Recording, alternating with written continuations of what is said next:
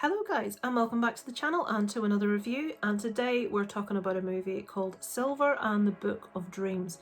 Now this movie is partially German, partially English. Hang on, let's get the old German title on. Silber und das Buch der Trauma. This is actually based on a book of the same title. I think it's something that's aimed quite at a teenage audience, a young audience.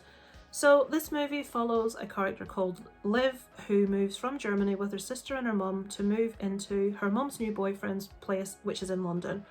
So we'll get a lot of dialogue between the two sisters in German, but I'd say 3/4 of this movie is in English because every other character is obviously English.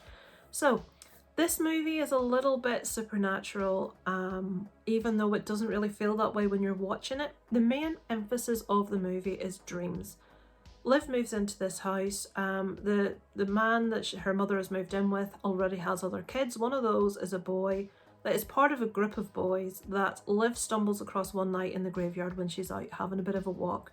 And they're clearly doing something. They're involved in some sort of a situation, like not a ritual, but they're doing something, and she's like, "What are you doing?" Becomes very clear to them that someone's watching. They see her there, and it seems that they actually need her to be part of this group to be successful in doing what it is they wanted to do. Now the movie is mostly based around something called lucid dreaming. I'm not sure if you know what that is. It's something I've always been fascinated about. Lucid dreaming is a control of dreams whereby that you are aware that you're dreaming and you're able to control what you're dreaming about. This movie takes that idea a little bit further in that not only can you control your dreaming, but they represent that by the person being put into a place that I can only describe as being like in Monsters Inc., where there's loads of different doors that you can choose. In this situation, they're put somewhere with hundreds of doors, and each one of those individual doors is someone's dream. So they can control their own dreams. And if they take with them what's called an anchor, meaning something belonging to another person, they can enter that other person's dream and see what they're dreaming about. So that's the basic premise of the movie. And in this movie, these kids, they're teenagers, they've clearly messed with something that they shouldn't have.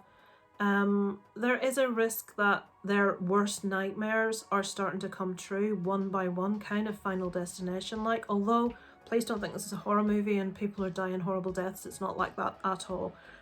But things that are happening in people's real dreams seem to be seeping into real life, and they need to get to the bottom of what they need to do to stop this happening. And that's basically the premise of the movie. It's about this young girl, Liv, her relationship with one of the boys, Henry, that she has a real connection with. Another girl that used to be part of this group who has mysteriously disappeared, and where has she gone? What's happened to her? So yeah, that's the basic premise of the movie. I'm not going to tell you where it goes, what happens.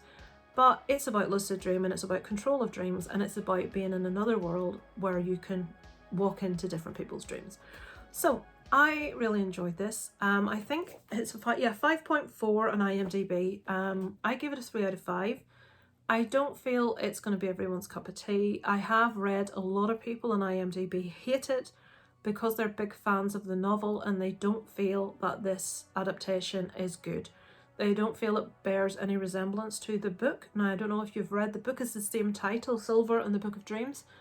But someone that's not aware of the novel, obviously, I've just watched it as a movie. I enjoyed it. I was entertained by it.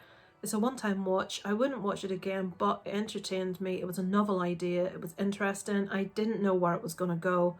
And I would recommend it to any of you to check out. I believe it's on, I think it's on Amazon Prime at the moment. It's either Netflix or Amazon Prime, but I'm sure it's Amazon Prime. So yeah, check it out, guys. You could watch an awful lot worse. So thanks so much for watching, guys. That's one of the movies I watched this past week. Look forward to speaking to you next time. Over and out from Lisa Lives.